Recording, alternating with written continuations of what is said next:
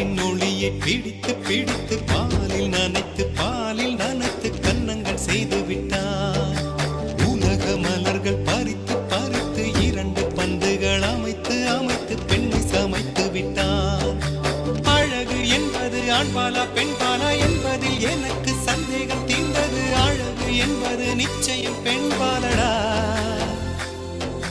கவிதை என்பது மொழியின் வடிவம் என்றொரு கருத்தும் இன்று உடைந்தது. கவிதை என்பது கன்னி வடிவமடா.